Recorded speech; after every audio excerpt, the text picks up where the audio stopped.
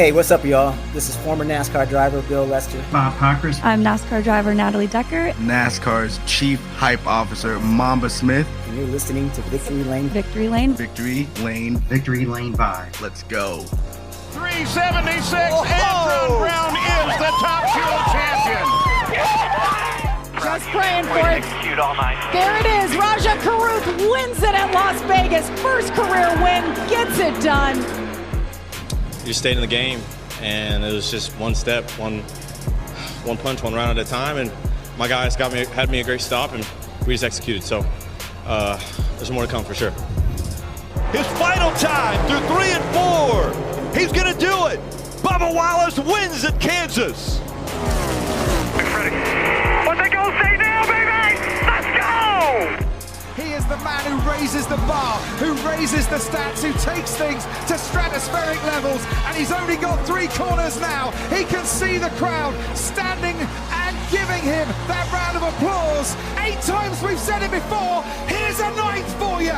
Lewis Hamilton wins the British Grand Prix. What a victory! Hamilton is back.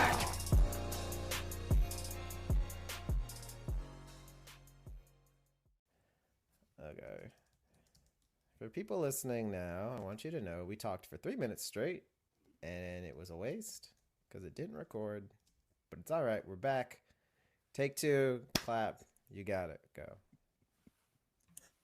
Welcome to another episode of Victory Lane Vibes. We are your hostesses with the mostesses. I kind of hear an echo tonight. It's just Jarratt and Art. This episode's cursed. Peyton was at the race. Y'all will hear from him later. Everybody else had other engagements. That's why we call this our part-time job. But it is what it is. It was what it was. Good evening. We are here post Atlanta shenanigans. But before we get into tonight, let's recap the weekend.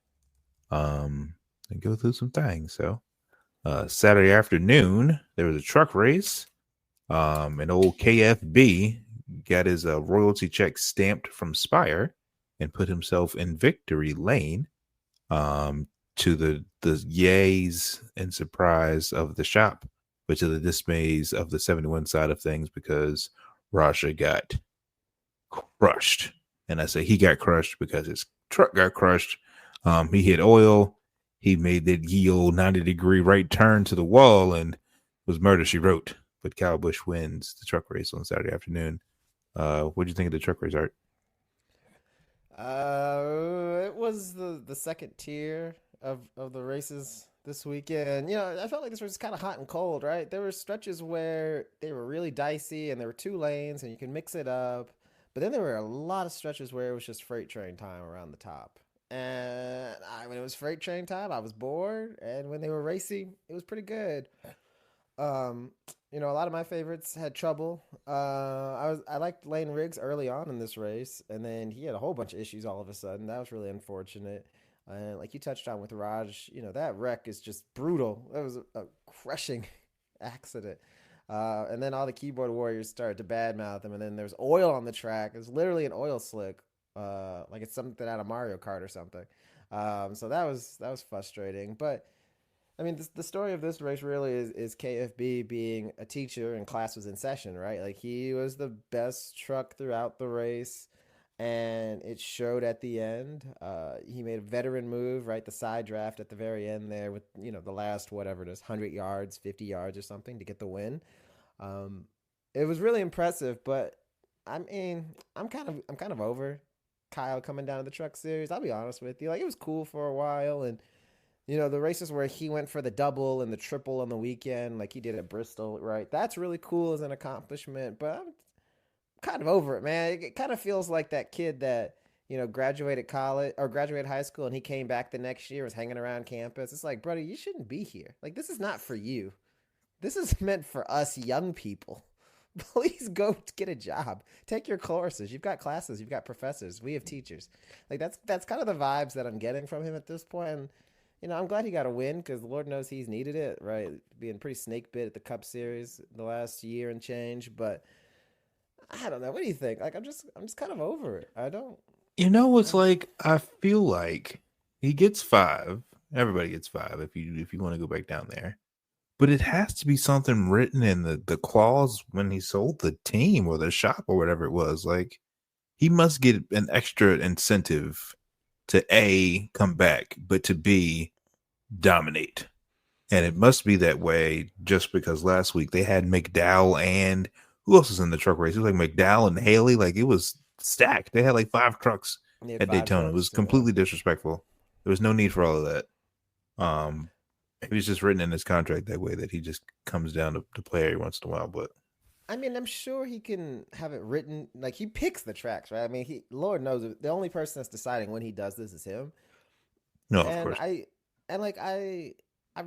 I like the fact that you have that kind of freedom, and I think every driver should want to be so successful that you can basically pick your hours when it comes to this sort of thing. I think that's great. But on the flip side, I'm just like, what does this really mean for you, Kyle? Like, at this point, like, at a certain point, it kind of feels like it's just numbers, right? Like, yes, you've got 200 and whatever, 30 some odd wins or whatever, but like, I mean, again, like, these aren't kids, right? Like, I mean, half the field is, but the other half are vets who have been in the truck series for a while. But it just feels like, what's the point? I mean, it isn't just a Kyle thing, but he's the most habitual of the Cup guys to go down here, and like, maybe it's just me. I'm not trying to be a curmudgeon because, like, I like seeing him make those moves, and I appreciate the skill that he has, and that he can go back and race in all these different types of things. But at the end of the day, if you're looking at like the long-term development of the truck series, is the field as a whole getting better by Kyle being in it? Now, like, some drivers will say absolutely, like, I can learn from him and watch him on track and what he can do, yada yada, and I get that, but like, there's got to be enough film of Kyle in a truck for you at this point. Like, he's unraced it pretty much everywhere. Like, what else? What other tape do you need from him? I mean, I feel like it's still good to have the mentor in house at Spire. You know, we talk about how we want Raj's career trajectory this year to be, you know, what it has the potential and what it should be, and he's doing his thing and cutting out distractions, and he just happens to be meeting the safer barriers, you know, the first 2 weeks of the year. But I feel like it's still good to have a veteran presence in house, practice qualifying, some notes to cheat off of, just because there's been some, you know, I know I've been critical. I was very critical of Raj last year. How I feel like he gave some away.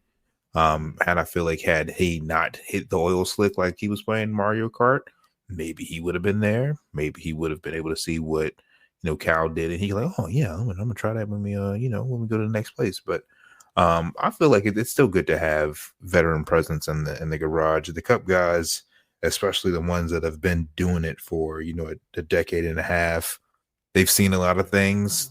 They've driven like 4 versions of the car at this point, so they probably know better than everybody how to manipulate the air and how to do certain things just to have your way. I mean, just think of how dangerous Corey Haim is now because of Cal's influence. And he's like, we'll talk about more of what his accomplishments are here in a second, but you know, you just think of like those drivers that are 100% backed by the manufacturer. They're 100% development drivers, and they get the privilege of dealing with, you know, a vet. It's like Ocho Cinco coming down to mentor Malik Neighbors. Like, that's crazy. Like, yes, I need that. Inject that into my veins. I want more. I mean, I don't know if that's the same. I think it's like if Ocho Cinco put on a helmet and pads and was taking reps from him in practice. That's not really the same as mentoring. Like, he's beating him. No. I mean, like I said, I think we can move on, but like, I get it. I get the appeal, and I'm not saying it's bad, but I'm kind of over it. Part of me just wonders, like, if you look at the truck series and you look at its development over the last, let's say, 10 years, if you take out, you know, the Cup guys coming down, is it in a better place than it would be currently? I feel like it might be. I think you can make an argument that it would be in a better place now if you had these guys fighting for the win amongst themselves and learning firsthand. Because, I mean, let's be honest, that's how Kyle did it. Right. Now, credit Kyle as a generational talent. So, like, I don't want to use him as, like, the measuring stick for every young, talented driver. But this whole thing of, well, you know, you can come down and get experience and give experience to the other guys. That's not something that's been in NASCAR lore for 50, 70 years, right? Like, him, Harvick, Denny were some of the first ones to do this on a regular basis, whereas it was just a one-off every now and then, I feel like, before. And I feel like you can make the argument that everyone should just be in their silos and you can come up for a race, but if you're full time, you should probably stay in your current series. So Right. And that's fair. But you also have to think of the organization that he drives for in the Cup Series and how they will amount to nothing. Never mind. We'll say that. No. I mean, I get it. I don't blame the player.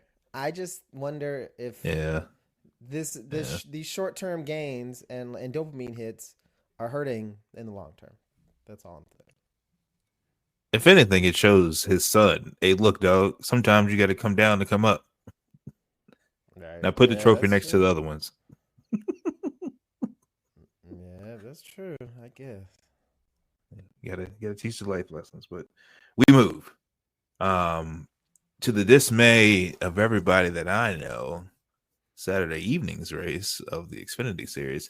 Again, please, this Xfinity's Super Speedway package has no place for anywhere but Daytona and Talladega. You talking about a snooze fest. This race was horrible. And y'all let the worst person in the garage win. Both RCR cars are now locked into the chase thanks to Austin Hill winning in Atlanta. I don't understand it. I don't get it. Sheldon, I can't blame Sam Mayer this time because he's tore his race car up, but I don't know, brother. Art might be right. I'm trying to save you. I'm trying to keep you in good graces. What I saw Saturday night, Art might be right, man. What I say? What you call him? Can't close Creed? Can't close Hey, Triple Sheldon, C. I don't know, man. I don't know. I mean, listen. I always preface it by saying, I take no joy in having this stance. I sincerely do not take any joy. Because, I get people sometimes that'll reply to me or DM me and be like, oh, you're just a hater or whatever. I have nothing against Sheldon. Like, he seems like a great gentleman. Like, he seems like the kind of guy that you would just love to have a beer with and hang out with. But I have to judge him based off of his on-track performance. And the thing is, like, it's not that he's not capable. And it's not that I don't think he'll ever get a win. But when I hear people saying he should be on the short list of guys to go to Cup out of Xfinity, or I hear people say, he's a top 3 Xfinity driver, including some people on the show who ranked him high in our letter grade episode at the end of the year last year. And I'll do it again. I just think they're very mistaken. I just don't see it. I don't see anything of him driving above the equipment that he's in. And the fact that that equipment has gotten wins, and as soon as he gets there, any chances stop, I think it just is indicative of him. Like, right now, there's just some kind of disconnect in him. He doesn't have that killer instinct, in my opinion. Can he get there? Absolutely. But as of today, I can only judge based off what I've seen. And this race was another example of that. Like, people in our group chat were gassing him up, saying, oh, he's going to do great. He's going to do good. And none of that happened. He was never a threat, really. He was never really a threat. But yeah, I mean, this race, start to finish was just a disaster. From the call, the driver start your engines. From that point on, I was sick. I was just ill. I was disgusted. I mean, Hill going 1, 2, 3 on the stage is gross. And I've just made a vow. I decided yesterday, Saturday. I've made a vow. I'm not watching any more Xfinity plate races until I see a highlight reel of something different. Because I can't. I'm not doing this. I'm not wasting 3 hours on my Saturday. And I encourage the fans who watch racing every weekend. I encourage y'all to do the same thing, because these folks out here are out to lunch. Like, they have no, like, we talk about lack of killer instinct, but I mean, it was like a whole field of Sheldon Creeds and one Austin Hill and maybe a Jesse Love, but you got 35 Creeds in there, man. Oh my gosh, it's so boring. Like, that was so boring. Just nobody has the gumption to try to make a move. And if someone tries, they're going solo and they're dropping like a rock. They drop 15 spots. So it's very frustrating. It's expected, because I don't know what kind of hex witchcraft this man has over the field. He has the intimidate button from the NASCAR games just permanently on, like Max. Just has them quaking in their boots behind him. But yeah, man, it's just frustrating. I was disgusted by this race.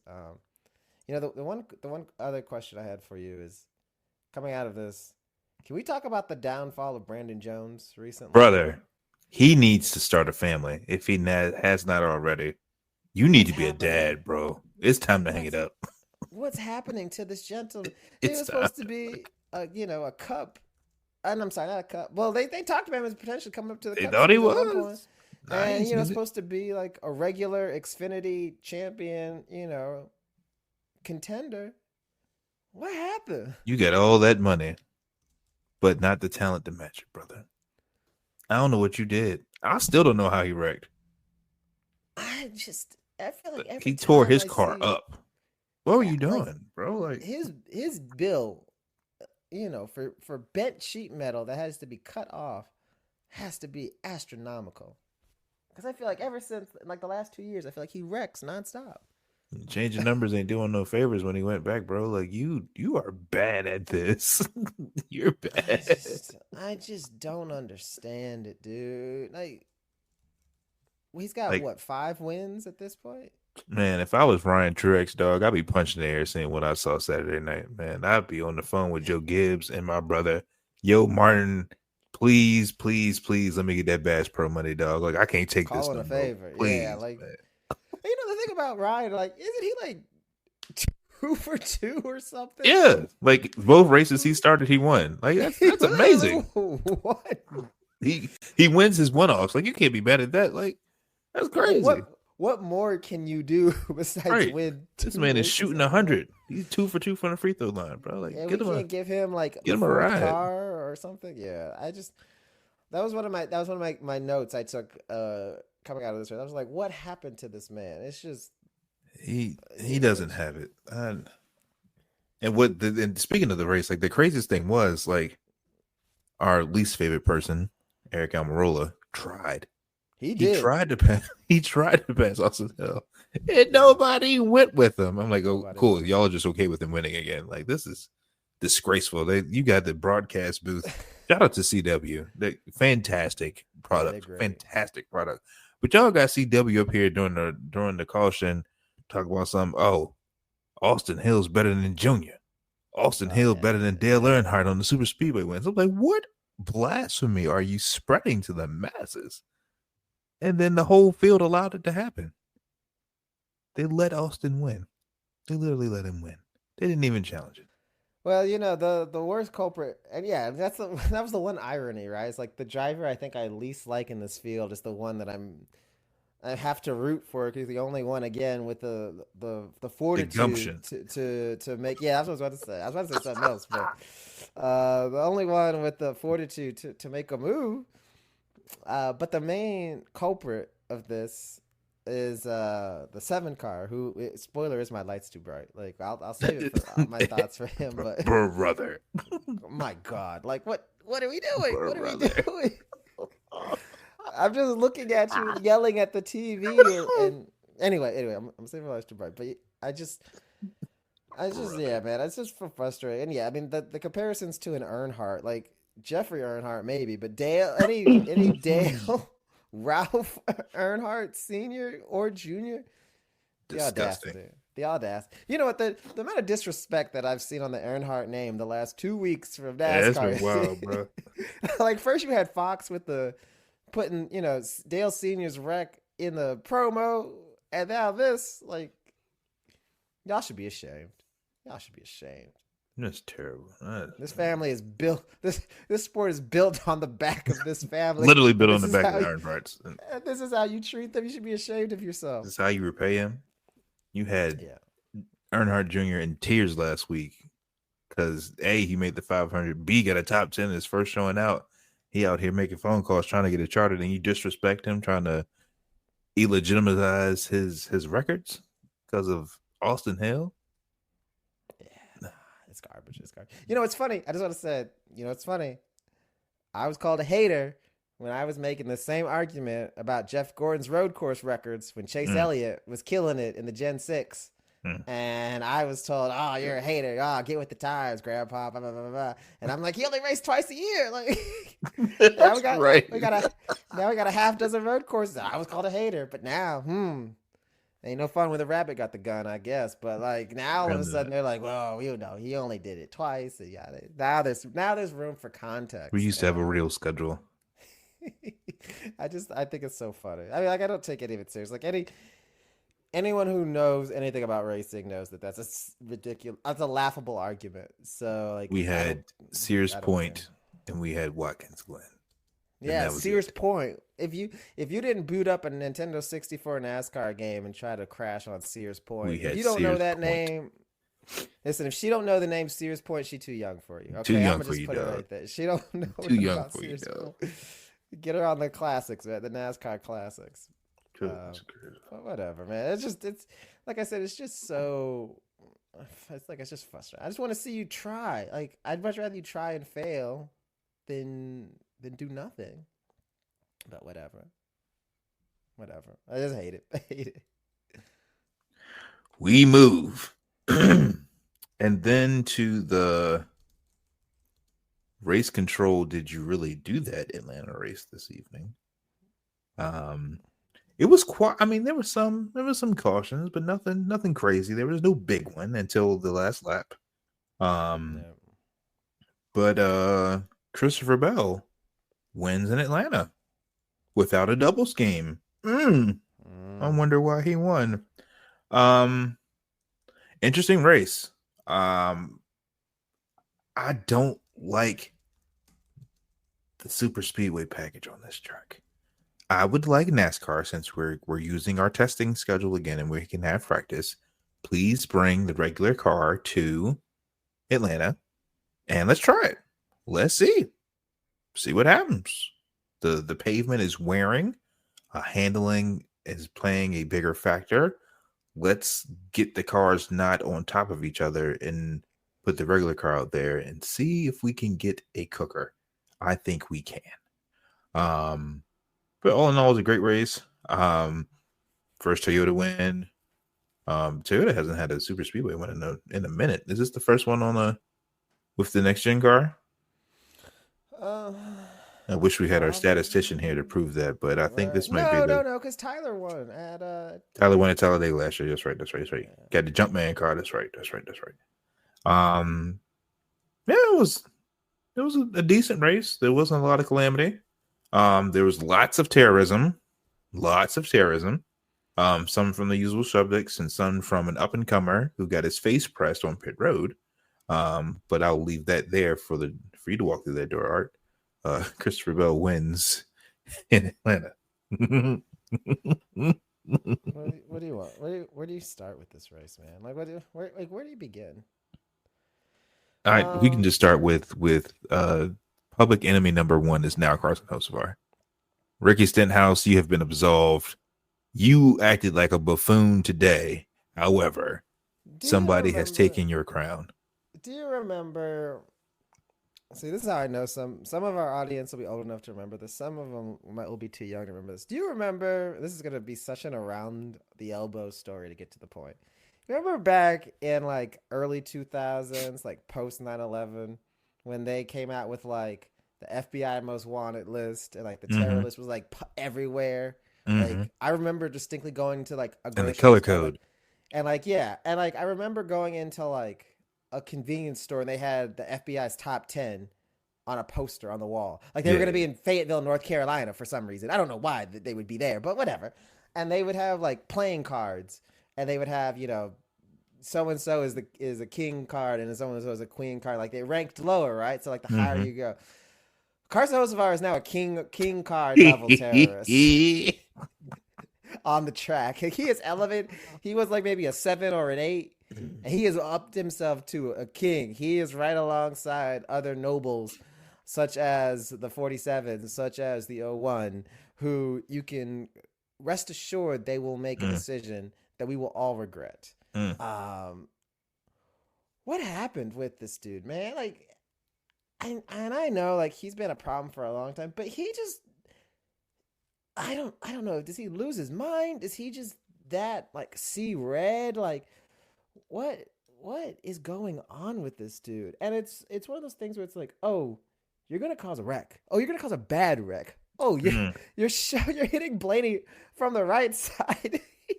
You're hitting Blaney from the rear on the right side, going into one. Like, brother, that don't work. No, I don't care. At no track does that work, sir. That never is gonna work well. And you know, he should be counting his lucky stars. Blaney didn't wreck. Because if Blaney wrecked and didn't recover to have a decent finish and almost win, boy, I tell you, there would have been trouble. Then there'd been trouble. Fisticuffs, hands, feet. Because yeah, it's one of those things where you just watch it and you're like, okay, he's gonna wreck. And like in our group chat, someone was like, oh, they're gonna wreck. And on the timeline, other people were like, oh, he's gonna do something dumb. And he's just shoving the hell out of every car around him. Like he's the only car that matters. Like that's how you drive in the video game when there's no consequences. Right. You can just boop, reboot, and just start over. So I think he has to realize that there's a time and a place to be aggressive, but there's also overly aggressive. And I think it's a little bit of Ross in him, right? It's ironic because Ross had to go have a talking with him, and it sounded like Ross wasn't too thrilled with him afterwards. They asked him, did I'm paraphrasing, but did Carson hear anything that you told him? And Ross was like, no, sir. So if Ross is telling you, hey, chill out, like, brother, that's like an alcoholic telling you to put down the bottle, brother. Like if they're telling you to stop, like you need to stop. And it's just so crazy. I mean, it was entertaining, but yeah, he almost wrecked the field a couple times. And then yeah, coming to the checkered, he would have done Austin Dillon level acts, both of those cars to win that race. And I get that like he doesn't run up front a lot right now, and like this was his chance at having a really good run. And he did have a good run. Like he finished second or third, but you can't do that, because I guarantee you're gonna get hung out to dry early and often at every other plate track the rest of the season. And I guarantee you're gonna get, you're not gonna get those 2 feet on pit road that you need to get into your box. Like no one's gonna cut you any slack. And it's like, okay, yes, I've gained a great finish, a top 5, something I can be proud of. But what's the social cost of this? And I think he's going to realize in short order that the social cost of this was very steep. It's very expensive. And I mean, we've seen him do this in lower levels before, so it's not like it's new. But, the kid's got to learn, and this is the only way he's gonna learn. This is part of me wishes though we had some more like old school aggressive drivers. Like I would love prime Kevin Harvick or Dale Sr. or I'm blanking now on someone else. A prime Tony Stewart. Tony Stewart would have sent that man into the Gulf of Mexico. Like he would have made sure that man, his car would have landed in Cancun. That's how hard Tony Stewart would have hit that man. And you know what? Like I'm not a Tony Stewart fan by any stretch, but like I appreciate what he brought to the table, and like I miss that kind of presence. Like I feel like the garage needs like those kinds of personalities in there. But anyway, buddy, you not for long if you keep driving like that. And he's so talented. That's the other part, right? He's real talented, but you got to dial that back real quick. Yeah, I said a couple times in the group chat earlier about how I wanted X driver number ending up in the Brave Stadium just because how they were driving. And Art brought up earlier about the old NASCAR games where you like, was it friend or villain or whatever the sliding scale was, and like week to week your score would change other people. Everybody hates Carson Hocevar. Yeah, it's the second week of the racing season, and everybody hates you.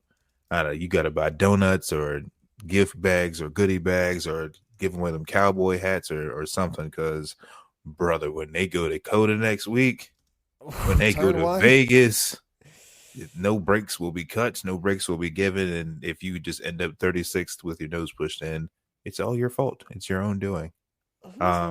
who's this sponsor? Delaware Life. Delaware Life, is Cambridge money. It don't really matter. We know where the money comes from. No. I mean, no, it's not that. I'm just wondering what. I guess they do like insurance. Insurance, yeah. Oh damn! I was gonna say he needs a sponsor that's got some kind of consumable, because then he could get them to give him like 3 pallets of it. Yeah, just chili. give it out in the garage. Yeah. That's what he needs. He needs them to come through with a pallet load of apps and just start giving them out in like the drivers' meetings. Give out like some honey chipotle chicken crispers or something, bro. You are cooked. Yeah, that would be a really good PR. He should bring that out, because I feel like that would be really funny and maybe get him on the right side. I want to back up for a second, because I got lost in the terrorism, which is a sentence no one's ever said. But you mentioned the intermediate package here. I'd be open to that. I think it would do well. I think it would probably do well, but I have to admit that this race is without a doubt my first banger of the year. This race is a 9.5 out of 10 for me. I was so satisfied with this race, and the irony is, we raged and poo-pooed on Atlanta getting changed, and now it's the best super speedway on the course. It's crazy how that happens, right? The best super speedway, and like Daytona had some moments, some flashes, and Dega always has some moments, some flashes. But I watched this race and I was like, oh shit, this is early 2000s plate racing. Like, yeah, you've got your big pack, but you have this handling that matters. You can make moves. You saw that kind of like quintessential image for me when I think of like early 2000s pack racing, of like the first like 5 cars in a row and then like 2 by 2, because like that first 5 is just linked up and they're just checked out. It's just gone. And like you don't see that anymore, but I saw it many times today. It had we always look for comers and goers, like strategy. There was some pit strategy involved. Like there wasn't necessarily like tire fall off, but tires mattered, like handling mattered. There wasn't fuel saving really. I think thanks to the way the cautions fell, that probably helped in their advantage. But like, this is as good as it's gonna get in 2025. This was crazy. This race was fantastic. Like I love this race, and the only thing would have done it better is if the 23 had won. That was the only downside for me, and the end, like.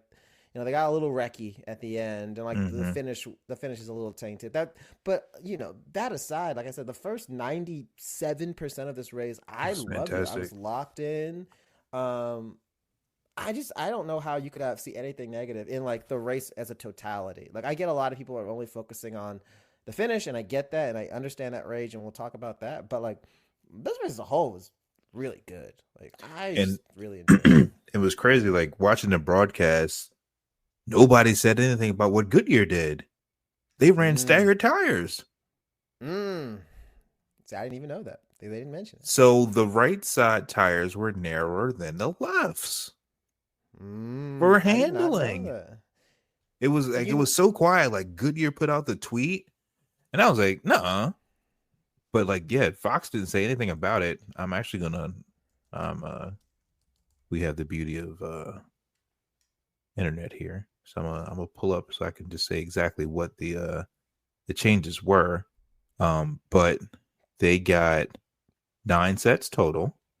Yeah. So the left sides, the left sides were more narrow. So the left sides were 89.13 inches in circumference, diameter, whatever. And the right sides were 89.72. So not a lot, but they weren't square. And I think that had an effect on handling.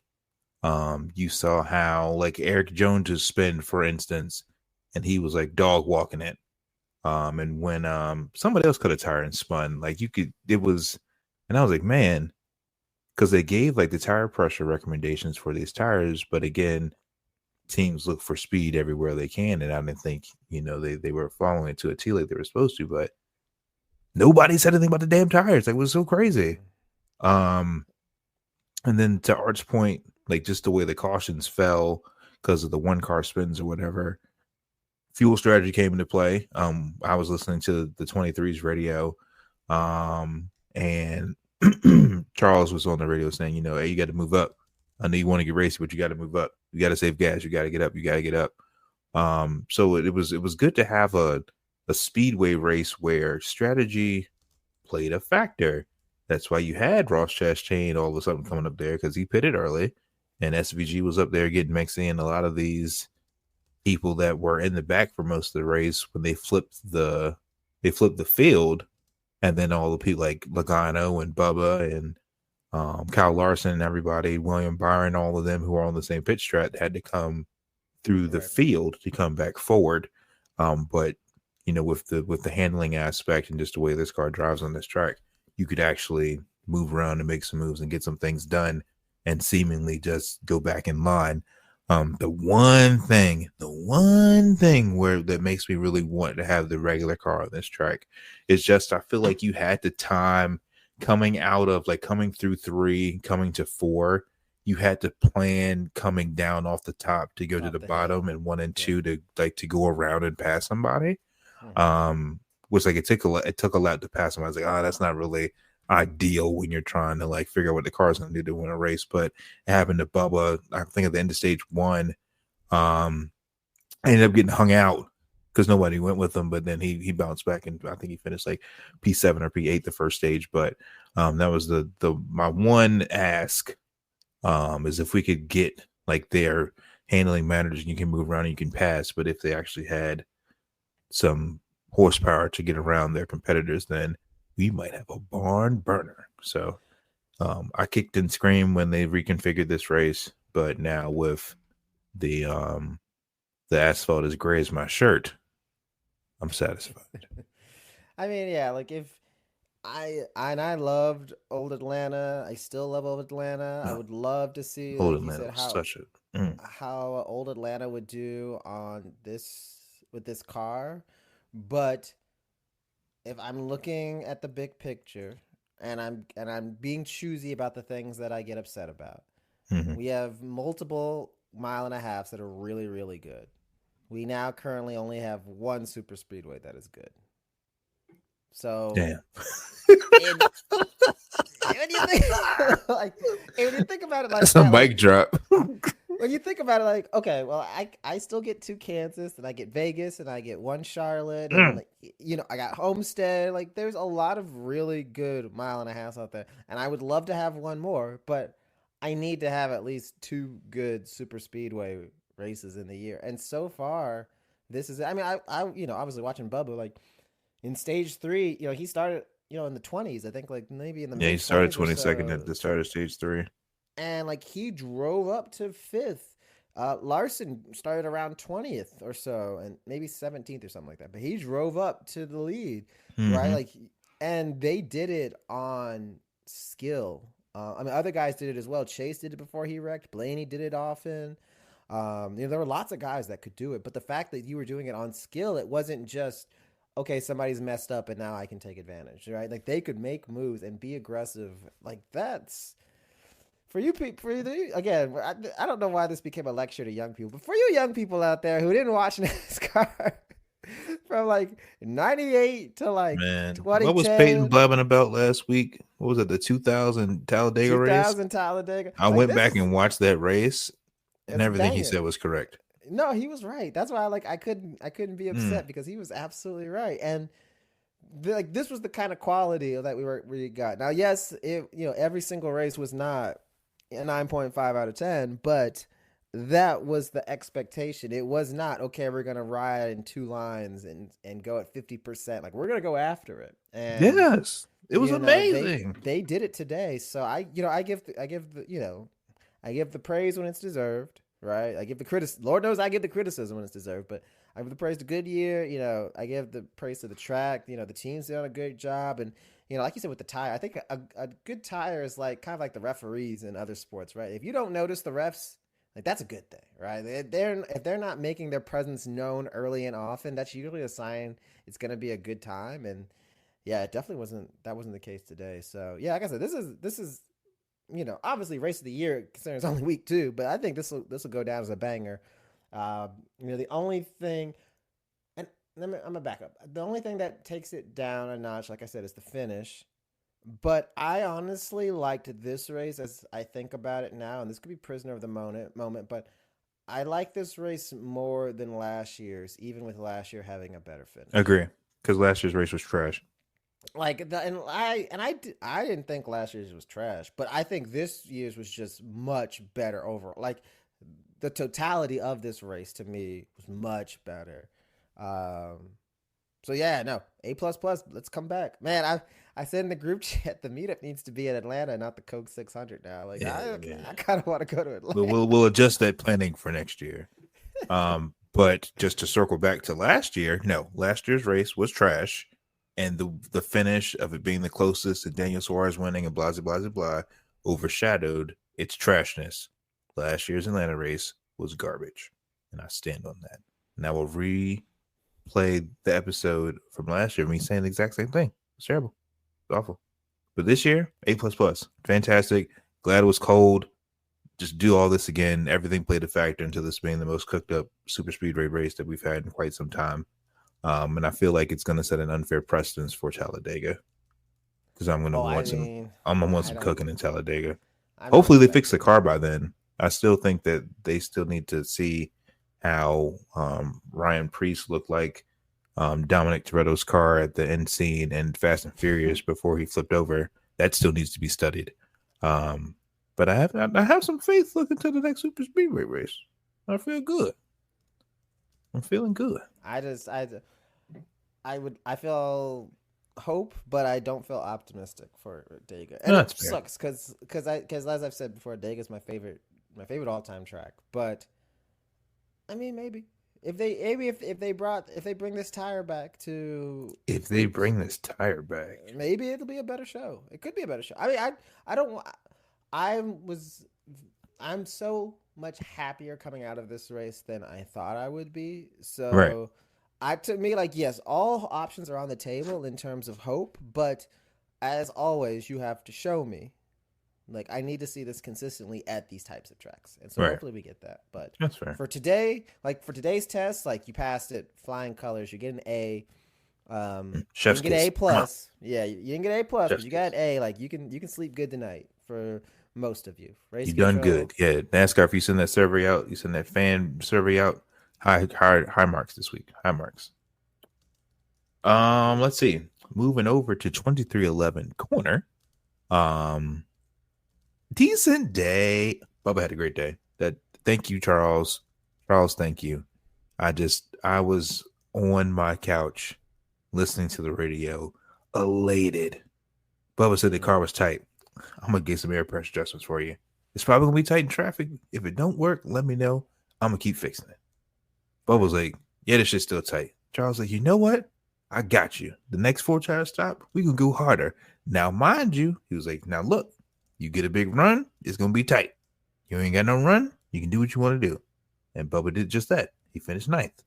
He tied for the most points scored today with 44 with a P9 finish. He is now sitting in 5th place in points. Bubba's 5th in points. He got wrecked last week. He 5th in points. 5th. 1, 2, 3, 4, 5th. Riley had a good day. Almost killed Bubba. He was forgiven. Almost killed him. Riley finished 17th. And then Tyler got caught in the last lap malfeasance, and he ended up finishing 19th in the new Xfinity mobile car. But I don't know. It's I'm looking more forward to the three of them working together in Talladega, just so they can figure out each other's like quirks. That's the word I was looking for. Because Riley almost lost it, and we almost lost the beautiful Columbia car that Bubba drove today. We almost saw a massacre, but that's all in all. I think that's the only thing that's missing. Honestly and truthfully, the more they work together, I feel like the more that they'll be able to adapt and perform a little bit better. Because we saw today the chemistry that Cindric has with Ryan Blaney has with Joey Logano. they were terrorists today. Like when you saw one, you saw the other. They were locked and loaded. They were always there. And I feel like once that team chemistry gets up, the 2311 guys are going to have something to show the next super speedway race. And then beyond that, and then I'll let you talk. Sorry, Art. Corey Heim, 2311's developmental driver that we all knew about but couldn't be announced, got announced today. He is going to be running a few races in the 67 this year. Booty's coming back to crew chief Corey Heim, and his first cup race this year is at Kansas. So we have 23, 35, 45, 67, 4 chances for a 2311 Toyota to win at Kansas, which is outstanding. Outstanding odds. Love those odds. And then he's also going to be racing a 2311 prepared Sam Hunt car next week at COTA. So shout out to Corey. Welcome officially to the team, even though your name was listed in the lawsuit and nobody could speak about it yet. But we already knew that you were on the team. We don't talk about that. We can't talk about that. But now we can. We can now. Welcome to 2311, Corey Heim. What did you think about 2311's performance today, Art? I mean, I think Bubba definitely kind of carried in terms of the results today. Tyler was actually pretty good. Like, he was solid. I think he was maybe like a 6th to 12th place car for a lot of the day. I feel like he might have faded a little bit towards the end. I forget where he finished in the final. And like with Riley, I respectfully, and this is not a knock on him, but I don't expect anything out of Riley this year. Like, it's his first year, with a brand new team. Like, I have zero expectations other than you not wrecking the field. Remember when the Toyotas were at Dega? And Man, don't remember that bullshit. Who was it? Who was it who wrecked them? Was it Jones? It was because of John Hunter, demon chat. John Hunter. All right, I'm sorry, Eric Jones. I'll take it back. John Hunter. Yeah, as long as you aren't wrecking the team, Riley, that's all I ask. That's my threshold for you. Don't wreck the team, the entire team. That's all I ask. So yeah, I mean, I give him credit for having a solid run, mostly keeping his nose clean. But I mean, yeah, this was for this week, this was a Bubba masterclass. I should, you know what? I take that. I take that back. I'm gonna say this is a 23 team masterclass, because saying it's a Bubba, it's only giving Bubba credit doesn't give the team credit, right? Like, they did a great job. They got the adjustments nailed in. Charles on the box made some really good calls. It seemed like to continue to improve the car throughout the race. The only negative is that car was really good, but it seemed like it was pretty good in traffic, but it just couldn't get to the front. Like, It just couldn't get to the front, and I would have loved to seen what he could do leading a line. He never really led a line. He might have led the outside lane when you're like the fourth, row deep, but he never led a line. I would have loved to be able to see. I'm pretty sure he didn't lead a lap today, which is it's whatever. I'm fine with that. But they had I would say like a 3rd to 6th place car. Honestly, like I feel like they're probably like the 4th, 5th best car, like individually. But with this track being, so draft dependent, right? Like, the 4th or 5th best car is not going to be the 4th or 5th finish or running. But got a bunch of stage points, like you mentioned. They have a ton of points. That's a big win. And like, I think we as Bubba fans and as 2311 fans, we have to keep our expectations kind of in check, because we know like they can run well at these tracks, but I don't think the expectation should always be that they're going to win at every one of these tracks or be in the running for every one of these tracks. As much as I would like them to be, and yes, they brought a really good car today, and I think that they brought really good cars at Daytona. We've seen that it's just, the timing of it, right? Like, if they were a little bit further up to start on that, late in the race, who's to say? Now, I do think Bubba's car seemed a little bit like a long run car. That's one thing I kind of noticed today. I could be completely wrong on this, but it seemed like the first 10 laps or so of a run, he was just kind of average. Like, he was even, might lose a couple spots, but after like 10 or 15 laps hit, like, that thing just took off, and like, he could run anywhere, and there were not a lot of cars that could run top, middle, bottom, and he was slicing and dicing through the field. Right. So those are all really encouraging signs, and the fact that they did survive the chaos just by the hairs on their chins. They survived that last wreck. I mean, if you haven't seen that, go back and look up the that last wreck. I mean, 6 cents. I mean, my God, that is one of the closest wreck avoidances I've ever seen. So to come out of these two races, 5th in points, bunch of stage points, come out of the Clash win. I mean, you always want to win. I know Bob on the radio felt like he gave it away, but I honestly feel like I said, that car wasn't the best car in the field, and that's okay, right? Like, because you don't have to be the best car to win, like we saw last week. But I do think they need to get on their Penske grind, because Penske was in their bag today in a way like I have rarely seen a team be in their bag. And like, yes, we all know Penske is regularly really good at these tracks, but I mean, there was all 4 of them. It wasn't It was 3. all 4 cars. It was crazy. I mean, there was one point I looked, and I think it was Larson was leading the inside lane, and he had 2 on the right side and 2 behind him. I said, brother, wait, you ain't going no place. You can't go anywhere. Like, I think it's just so impressive. And like, it's just so impressive how they consistently do this. Like, no one's surprised. No one's shocked that they're doing this, because they do it all the time. And I just think it's such a tribute to their selflessness, right? And their talent, as all 4 of them. I mean, Josh Berry, he clearly bought in real quick, drank any Kool-Aid they gave him. And he was up there leading laps and running great in that 21. So I gotta tip my hat to them, because if Penske's gonna do 2 things, they're gonna show up at Phoenix and probably win, and they're gonna look real good at these drafting tracks. And they did. They so far are checking all those boxes this year. Like, nothing seems to have now everywhere else.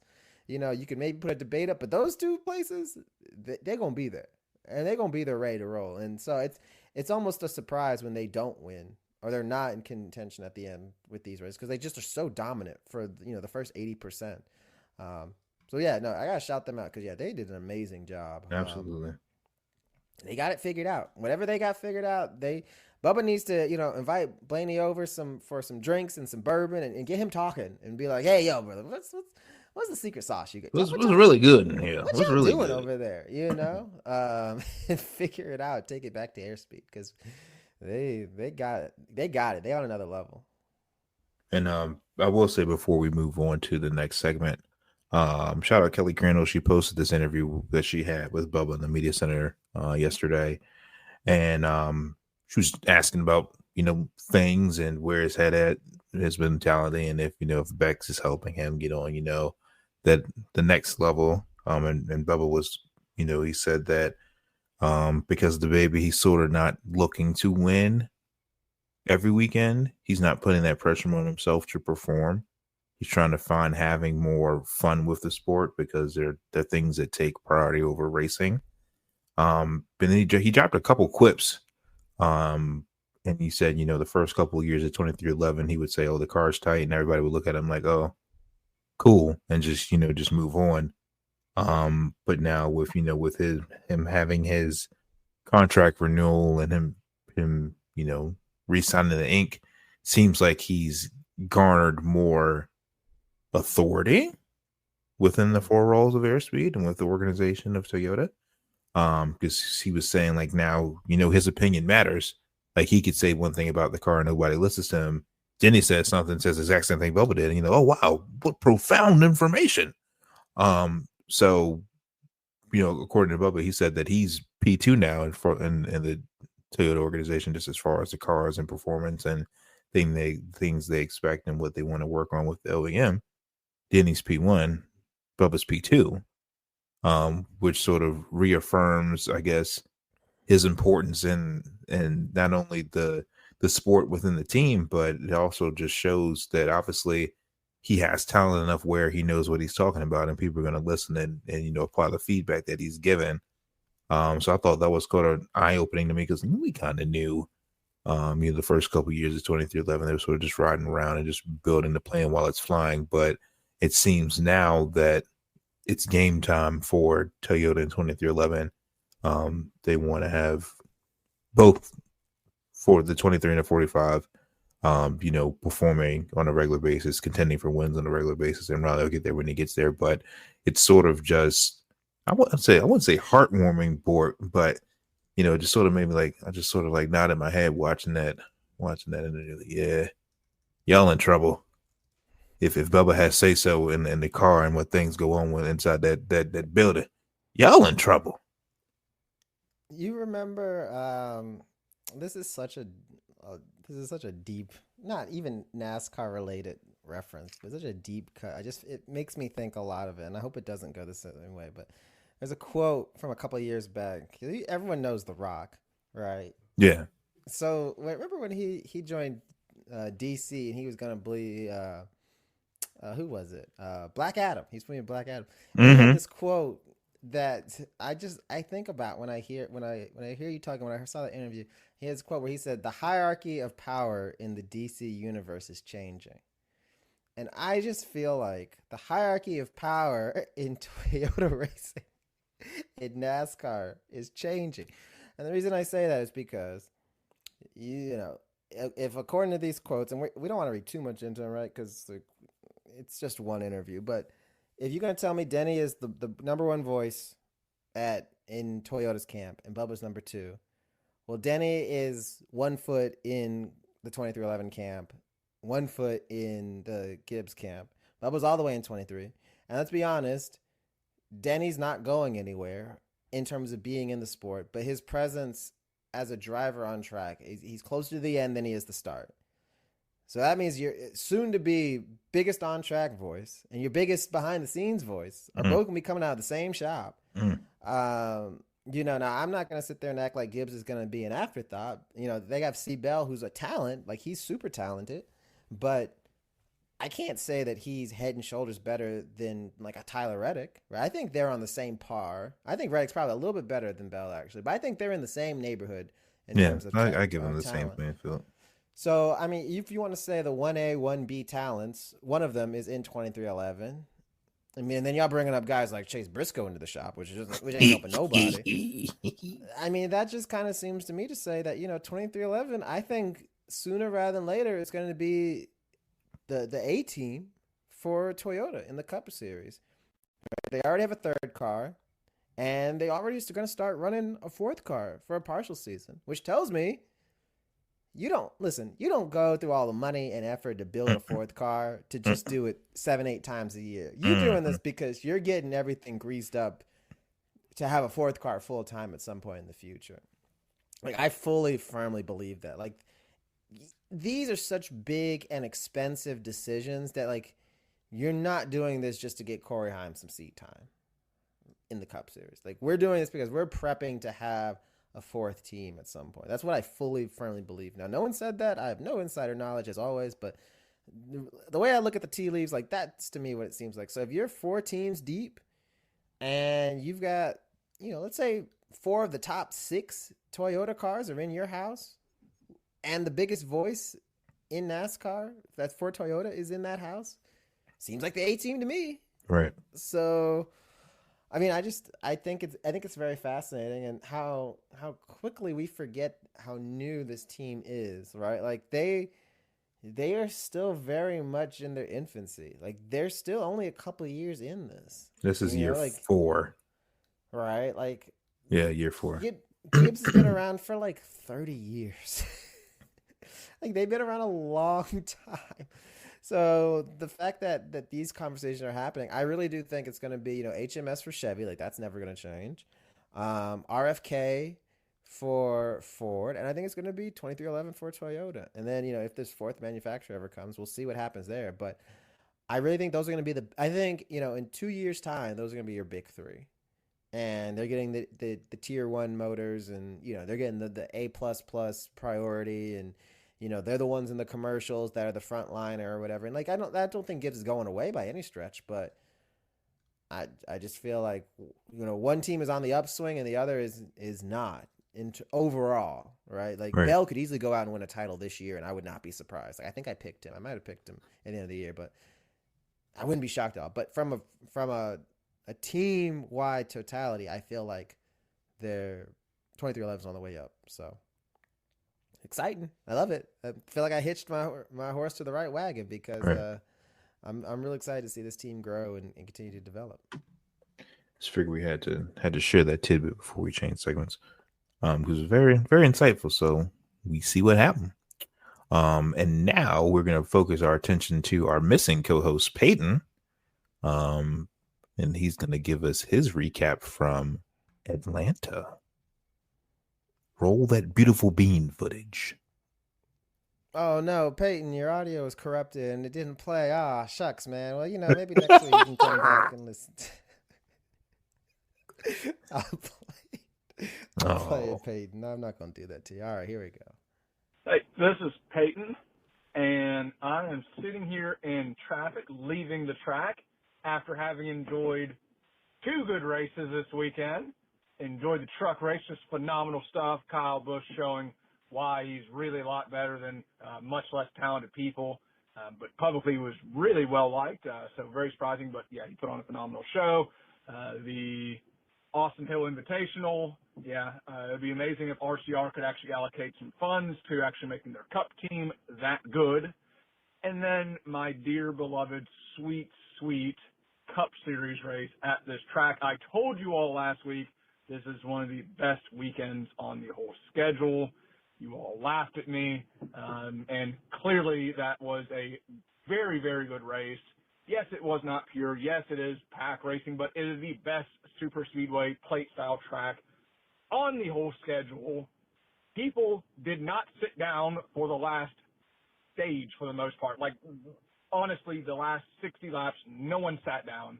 You would never see that at Old Atlanta. Is it the most pure racing? No, but as a ticket buyer, do I feel like I got a good show? Yes. I can't wait to rewatch the race from home because I was not paying attention, but apparently Carson Hocevar was, let's say, aggressive, so looking forward to seeing that. Great to see Kyle Larson may have unlocked a new secret to finishing well, which is just crash out the leader. That gives you a much better shot at finishing well. And a good night for Bo Wallace. Hate that they lost that track position. Trying to switch it a little bit for fuel savings, just end up those cautions not working the right way and just ended up eating that. So, anywho, just wanted to chime in and remind everyone that Atlanta is fantastic. It's a great city. Everyone should move there. I'm not going to move there, but just a fantastic place, and I'm going to find a cheap Mexican restaurant to enjoy some dinner. Goodbye. I don't want to tell him that he was right. Well, then don't. Just don't. That won't. You know what's funny? I'm going to just say this one thing about Peyton, then we can move on. He really acted like there was anyone on the other side. Like we were raising our pitchforks and our tiki torches. And we were, well, maybe you were, but he really acted like there's this huge backlash. Like, I feel like Atlanta, I mean, yes, the repave was met with a lot of skepticism, but I feel like Atlanta as a whole is very beloved, especially after last year's race with the finish. I feel like, basically, you've created a victimhood, Peyton, as you're listening to this, probably driving back home. I feel like you created a boogeyman that did not exist because none of us were raging against you. No one even said that SL you're completely wrong, and yet you feel so put upon. But anyway, I'm glad he had a great time. I really want to go to this track. Like I've never been, but I really want to go to this track. So I'm a little. Atlanta's fun. We'll good for you, Peyton. We'll look into the summer and see what happens. See how that falls. Lights Too Bright. Lights Too Bright is brought to you by our partners at Nectar Sunglasses. Go to nectarsunglasses.com. Use our promo code Victory Lane Vibes and save 15% off some sunnies. It was cloudy today, but the sun will come out tomorrow. Promo code Victory Lane Vibes at nectarsunglasses.com. Grab you some of them. My Lights Too Bright is... All right, so you're not ready, so I'll go. I'm not ready yet. I'll tell you, this is the most famine to feast I've ever been on this show. Because last week, The whole buffet got cleaned out by Bonte of Lights Too Bright contestants, and I got the pick of the litter, man. I tell you, that's crazy how quickly it changes. But my Lights Too Bright goes to the one and only, our reigning, defending Xfinity world champion, Mr. Justin Allgaier. Buddy, now Austin Hill been whooping y'all ass for about 2 hours and 45 minutes. Like, I mean, just straight dog walking, y'all. And you get one chance with 2 to go to be pushed to the lead, and you got a chance to block the top and probably win the whole race. And you ain't take it, bro. This is the most quintessential Lights Too Bright being in the front row. You know, normally our Lights Too Bright are like, you know, like a Corey LaJoy or someone who's like middling, you know, late 20s, early 30s. I love how Corey's not even on the show and he catches a stray. But you up here on the front row, big dog, you the defending champ. Like, you got the title on your shoulder. And you said, no, you can have it. You know, that SpongeBob clip. Let him have it. That was his spotter saying, let him have it. And he said, you can have it. Just gives him the win. Like, oh, man, I'm disgusted. So, yeah, you're my Lights Too Bright this week. And I love Allgaier. Like, I hate doing this. I know, I'll tell you one thing. Your team owner wouldn't have done that. Your team owner would have blocked the hell out of the 21. Mm-hmm. And he'd have said, take that with you. Do you have yours? Or you want me to Yeah, so I was I got another one. My Lights Too Bright goes to Carson Hocevar. Yeah. If you in your post-race interview have to apologize to the team that prepares your vehicles, your lights might be too bright. Do not be alarmed if Spire performance just falls off dramatically. I mean dramatically, because of the actions of young Carson Hocevar. And to top it off, you got reigning terrorist Ross Chastain in your face yelling at you when this man is a menace probably 26 out of the 38 weeks. And he's in your face just going off on you, just cussing you out, pointing the finger, just going ham on pit road. If you pissed off Ross Chastain, sir, you need to look inward for help. You need to look inward. The only thing I want to add real quickly is that when you have an assembly line of drivers waiting to fuss you out, you done messed up. If you get they got it mud.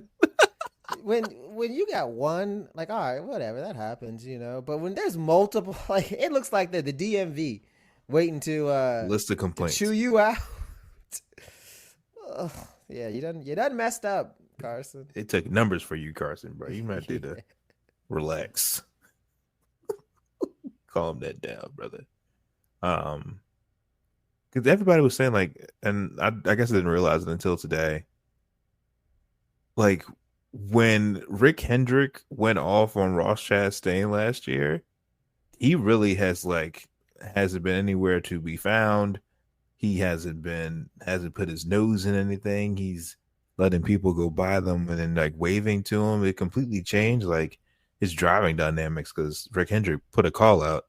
I don't like that. I want the old Ross back. I miss him being a terrorist. Yeah, he had better finishes. It's funny. I was just thinking about that this past week, in the middle of the week. I was like, man, Ross used to have that dog in him. Like, he used to be that meme. Yeah, man. He used to had a chrome bumper. Ross used to Ross raced like if he didn't finish in the top 5, he was gonna come back home with a padlock on the door. Like, my family will starve if I don't. You don't understand. My crops are at stake if I don't win this race. Like, that's how Ross used to race. And, like, yeah, most of the time it was way too much. And you're like, oh my God, Ross, use your head. But now it's like, Ross, maybe not so much use your head. Like, come on, man. Like, come on, dog, hit somebody. Ever since, I just want to know what did Mr. H say to that man, because he ain't been the same since, man. Like, Rick Hendrick seems like one of those people that, like, you on his bad side, he don't yell. I feel like he doesn't yell. I feel like he just, like, he'll give you, like, the come over here, and you get in a locked room with him and, like, 2 or 3. He just talks to you, and it's just like the chill runs through your spine. He don't get mad. He don't raise his voice. But it's one of those, it's your ass if you do this again. I just want you to know. It's okay. Hey, it's okay. It's okay. It's okay. Hey, no. And they like pat you on the back of the neck and they squeeze it real aggressive, right? And you're like, oh, I'm gonna die. And he's like, hey, it's okay, but this is your ass. So you It's understand? like that scene in the movie. Hey, you know you fucked up, right? Yeah. I feel like it's like that. Like I said, Mr. H don't seem like a yeller to me, but he's one of those people you're like, all right, this is it. I'm not going home. They got concrete slippers waiting for me out back as soon as I get out this room, right? You want to sleep with the fishes, my boy. He told him something. He said, "You gonna be in that Daytona Lake, brother. You keep messing with my car. Keep messing with me and my money." He said, "I don't want no smoke, sir." So, anyway, I know he got way off in the weeds, but go ahead. Let's see. What you got for open mic? Or you got another light super break? No, those are my main two. I mean, I feel like, my it's not lights too bright, but we can kind of segue it. I'm a little frustrated with the race control, right? And like, Man. I know this is a tough, it's a tough subject, and like, I just feel like there's no easy answer for this, but I need you as a racing body to be consistent and figure out like what the threshold is and clearly define it. You know, I don't blame the drivers because like they have to race hard until they hear caution in their ear. Like that's their job. They have to. It really just comes down to race control. Like there's no one else you can blame for this. Xfinity, we saw, big wreck on the backstretch last lap. No caution. You let them race back around. In the Cup race, we had a big wreck going into 3, like halfway down the backstretch going into 3. And they held it for, a couple seconds, and then they threw the caution. And, I haven't seen, like, the big, overhead, like, blimp camera. So I don't know, like, what was happening behind the wreck. And it seemed like some people were saying, we don't want drivers running through the wreck. And I get that. It's just frustrating, I guess, as a situation. Like the rule either is a rule or it isn't. And this is what the 3rd or 4th race we've had so far with the last lap caution this year. If you count the duels already, and it's week 2. 100%. And a lot of this, like this would still happen, but a lot of this wouldn't happen as frequently if it wasn't for the winning in. I'm just going to throw that in there. Like I hate winning in. It's the one thing I would probably change most about this series. But, the pressure to just lose your mind on a restart is so high that accidents are just going to keep happening. And I don't really know what the answer is. I mean, part of me wishes that it was kind of like there's a threshold point almost where, and I've seen some people on Twitter say this, where, if you reach the restart zone or if you reach coming off of 4, like that's just the point of like no return at that point, where it's like, okay, if you call a caution, we're still going to run it through. And I get the concern, and I don't want to downplay it, the worry about, cars wrecking and other drivers, coming through full speed and potentially hitting them. And that could be a really serious accident. Like we've seen, even in today, like who was it? It wasn't Brad. Was it Chase? Someone got just destroyed. Somebody got murdered, yeah. And they got hit like 3 or 4. No, it was Daniel. I'm sorry. Yeah, Daniel. Yeah, Daniel Suarez, yeah. He got T-boned by JJ Yeley. Mollywopped. Thank God it wasn't on the driver's side door, because that would have been a really bad one. So I get them wanting to figure that out. But I think my biggest issue is just the delay, right? Like if it's a caution, just throw it. If it's not a caution, then if it's not a caution that warrants the yellow, then okay, that's fine. But you've got to share that. Like I think if they did a better job, and maybe they need to partner with Fox and Amazon and NBC, whoever, of sharing that out right after the race. And I get it's hard. There's a million things going on, but showing like an overhead shot saying, okay, the leaders are here in 3, but going into 3, here's where a car was like stopped on track. You know what I mean? And like, we've got cars coming at them at speed. We had to throw the caution because of this risk. I feel like if they communicated that better, I feel like that would help some of this public outcry, right? If you got that level of consistency where you're like, okay, well, if a car spun off and it's against the inside wall and and you're not a threat to be injured. We're gonna let it run out and like show that, like I think if that's the case, then people would be calmer.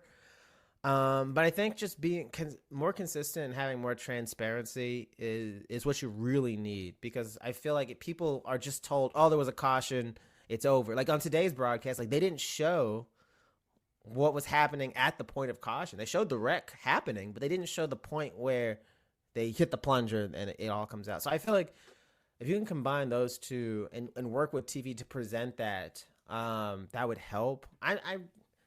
This one is hard because, like, as much as I want to ream and badmouth NASCAR and just tell them like they're dog food, like this is a really hard situation, because on the one hand, yes, we want to see an amazing finish, but if there is a car that's sideways on the track and you've got cars doing 180 coming at them, yeah, I mean, you have to throw it out. And if that was the case, then I would not be sitting here feeling so conflicted. I'd be like, oh, they did absolutely the right thing, but I just don't know because they haven't shown it to me. So I would just like to see them do maybe a better job in like the post-race showing that, rather than having to listen to another podcast or try to find it out, Monday morning or something. Like, you've got everyone's attention at the track. You need to kind of commit to closing the book on this race with the why for the caution.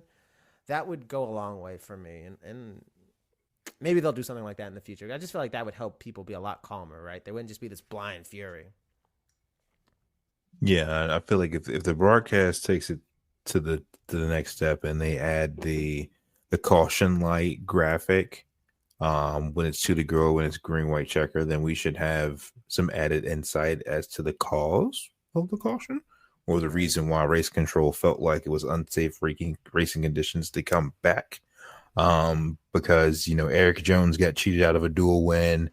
There's been some controversial finishes in all the series. I feel like up to this point, we're only 2 race weekends in to the year. So I feel like the precedence has to be set. It doesn't have to be completely, black or white, but I feel like as the race weekends progress and as these incidents happen towards the end of the races, there's been a lot more gray area in regards to when or when not to. So, luckily for NASCAR, next week we're going to COTA, and if a wreck happens behind the leaders, who cares? It's 2 miles back that way, and then whatever. But it's definitely something I feel like they need to get nipped in the bud before we get into the meat of the schedule, because Vegas is coming up, and I don't need anything tarnishing a 1.5 mile race. It has to be perfect. It has to be beautiful, and they need to set the precedence as far as what is and what isn't caution worthy. Yeah, like I said, I just feel like if you can communicate, and maybe that's something they can even bring out like in the pre-race and during the stage breaks, at next week's race. Like, even I just feel like the not answering the questions for the mass public is what makes it worse. Right. It's 100%. Like everyone who watches it like rages and then goes home and is upset, and then they see everyone else upset, and like it's just kind of like a self-fueling fire at that point. And yes, it doesn't do you a ton of good to do it a week later, but I just feel like you're better off getting some credibility back for just explaining the logic of the why. I think fans deserve that much when this is a race-ending call, right? Like, this is literally what decides the most important part of this event, which is who wins. So yeah, I think if they do that and did that consistently, like post-race or even in the next week during a stage break, Lord knows they can. I think that would go a long way. I think that would go a long, long way to helping with it. And again, like, this is the one time I really think I have to give them some grace, because it's like, I mean, we've seen, really bad accidents happen. Obviously in NASCAR, like, yes, the car is supposed to be safer and all that, but like, we've seen drivers get hurt. We've seen drivers die in NASCAR racing. Like, you have to err on the side of caution, and I get that, but I think if you just communicate that a little bit better, like, you'll be in a better spot in the long term. Absolutely. Well, you got any predictions for COTA? SVG, baby. Yeah, you know what? I take that back. I love SVG, but I feel like someone's gonna do something stupid and shove him out the way. I don't know what to think about it. Bowman ran really well there a while back. But was that the Gen 6 or the Gen 7? No, it was a Gen 7. When it was Bowman, Ross, and Reddick. Was that that race? That was Gen 7, right? Yes, it was. They did Gen 7 at Cody. Was Reddick involved in that? Or I know it was Chastain and Bowman, but who was the third car? Was it Tyler? I think it was Tyler or Allmendinger. I want to say Allmendinger. It might have been Allmendinger. That feels more familiar. Yeah, I think it was Allmendinger. Because Tyler won there. I think it might be. That's why I'm thinking of it. I'm struggling now because no one's been really dominant in the Gen 7 at road courses besides SVG. I'm just going SVG. Let's be a safe bet. Now, man, it'd be crazy. SVG gets a playoff spot week 3. That would be good. That'd be crazy, bro. He's like, I ain't winning to Chicago, brother. I'm not gonna give you a chance. I'm just locked this in now. Nice. I'll go Tyler. They have changed the configuration for those who don't know. They're not running the F1 course anymore. They're running like a half of the course. There seems to be some pretty gnarly turns, sort of like turn 1 is going up the hill with a really acute angles. So I'll be interested to see how many people die in that turn because it's going to happen. I'm not sure if the Xfinity cars are running the same layout as the Cup cars. I would assume so, just because you have people running the whole weekend. So I'll pick Tyler and be pleasantly surprised whether he does or doesn't win.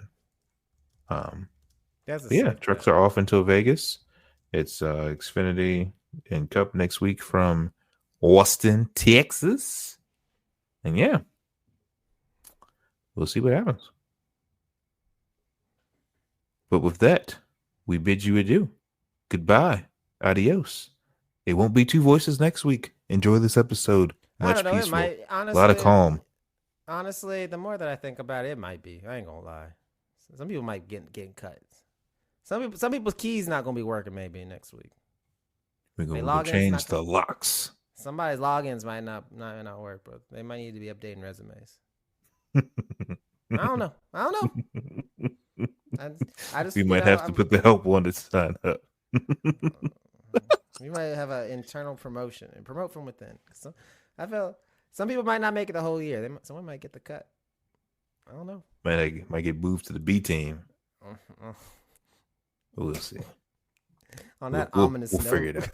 On that ominous note, y'all figure out who's going to get cut. Reply. Add us on Twitter. And tell us who you think is going to get the big chop. Maybe we'll make it, depending on the feedback, maybe put a poll up. Yeah, we might get a poll up. Who get the keys snatched? You're fired. All right, y'all. Enjoy your week. Cue the music. We out.